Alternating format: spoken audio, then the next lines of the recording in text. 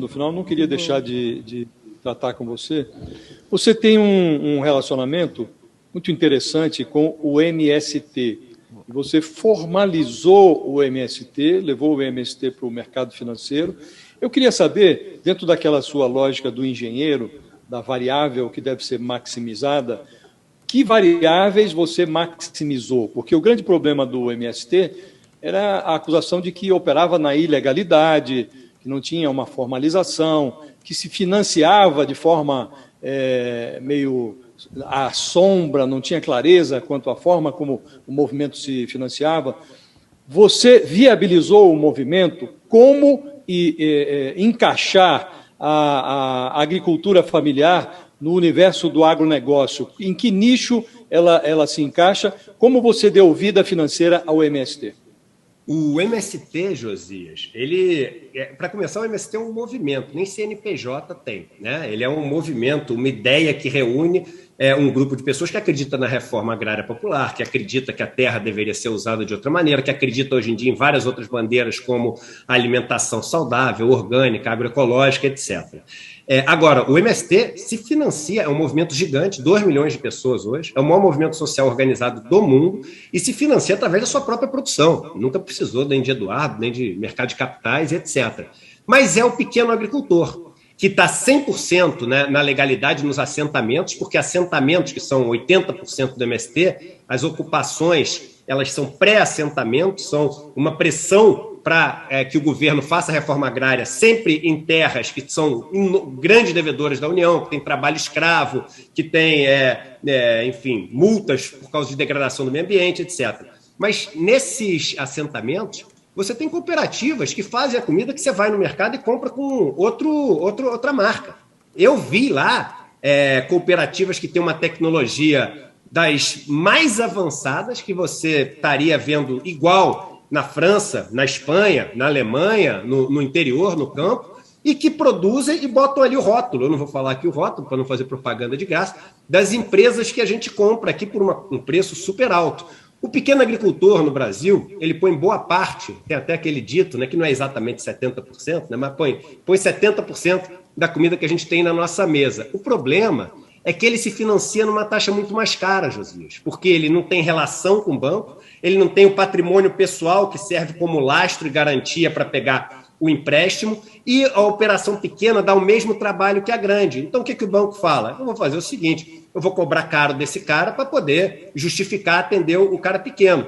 Eles sempre se financiaram, o pequeno agricultor, não estou falando de MST, em programas governamentais, porque ele emprega muito mais, ele tem uma relação com o campo muito mais saudável do ponto de vista da relação com a terra, usa menos agrotóxico, até porque você não tem escala para usar tanto agrotóxico. Então, é importante até você ter um equilíbrio entre as duas práticas, sabe? Porque você vai ter volume, mas no outro você vai ter esse cuidado com a terra, alimentação saudável, etc. Mas as pessoas falaram o seguinte, olha, o MST é um bando de terrorista que está fora da legalidade, etc.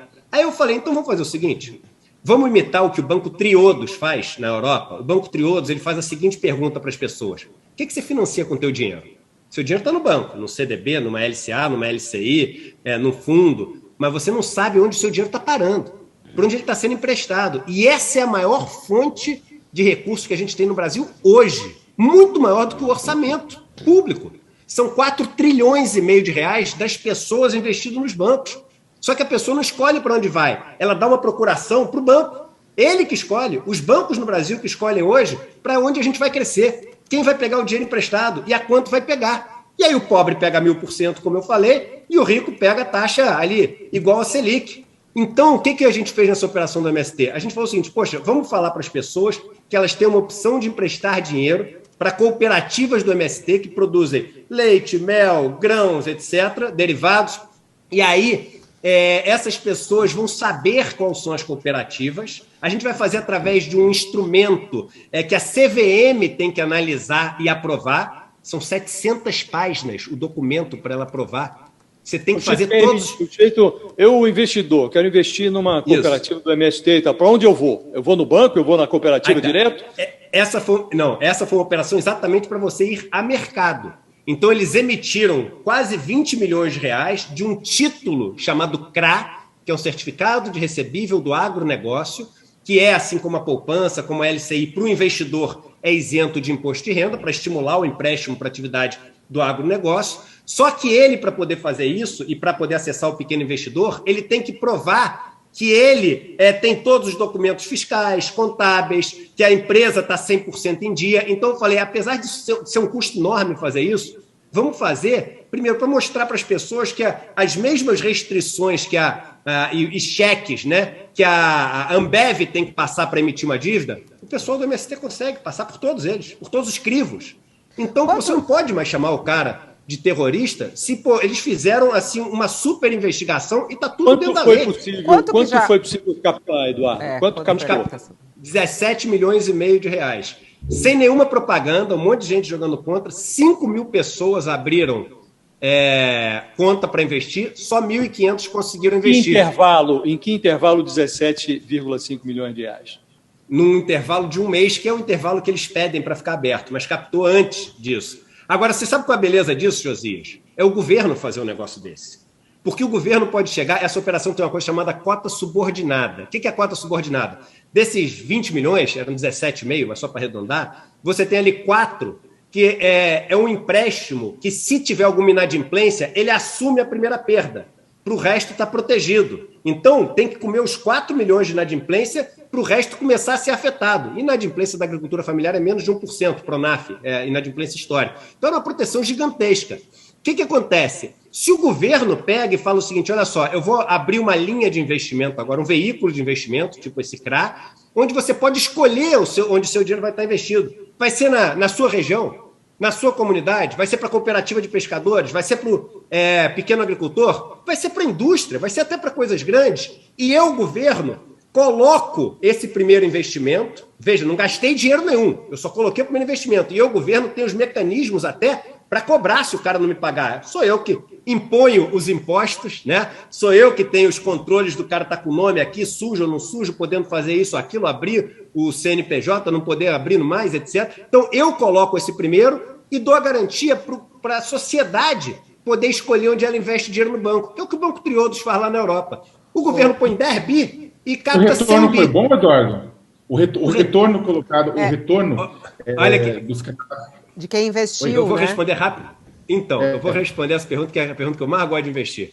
O retorno foi acima, está sendo, né? Que é uma operação que dura 5 anos, acima da caderneta de poupança, tá? No período, mais metade do que as pessoas receberiam com o Tesouro Direto. Aí você fala, pô, Eduardo, então foi ruim. Não. Para começar, 60% mais ou menos do dinheiro dos pequenos investidores estão na poupança hoje, financiando os grandes, né, donos do capital no Brasil. Se essas pessoas pudessem ganhar a mesma coisa, escolhendo financiar os micronegócios, as microempresas, né, os pequenos negócios, a agricultura familiar, eu tinha certeza que eles fariam. E eles fizeram, porque retorno, a gente já associa retorno a retorno financeiro. Mas retorno é muito mais do que só retorno financeiro. É o retorno do mundo que a gente deixa para os nossos filhos. Eu estou falando aqui, não é frase feita, não. Pô, qual o retorno que você tem quando você compra qualquer arroz? Quando você compra uma mesa e essa mesa vem de um desmatamento de uma terra que vai ser grilada na Amazônia, que depois vira queimada. Qual o retorno? O retorno é só o 10 virou 12, 20%, né? Com um mundo que está destruído? O retorno é muito mais do que isso.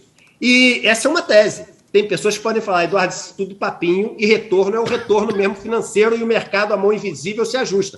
Eu não acredito nisso. E pelo visto na operação, graças a Deus, muita gente também não acreditou e financiou o pequeno agricultor com uma taxa que é abaixo da taxa que o grande se financia. Ô, Eduardo, tem muita gente querendo investir agora.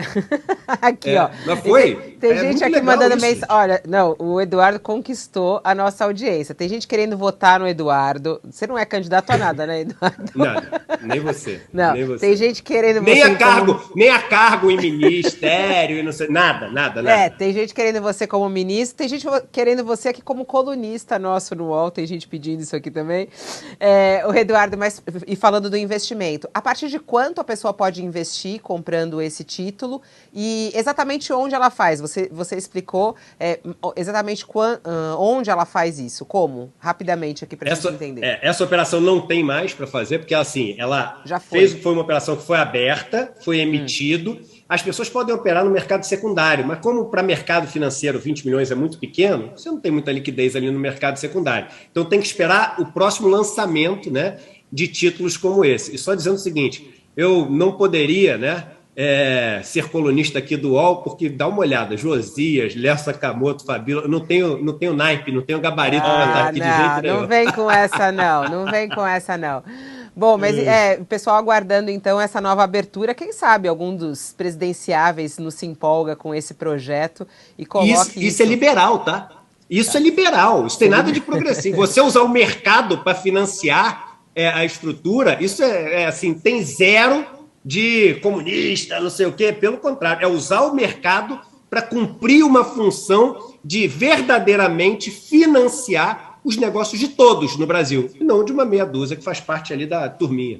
A gente tinha 30 mil perguntas ainda para você, mas já que você tocou no liberal, você é a favor da privatização da Petrobras, rapidamente?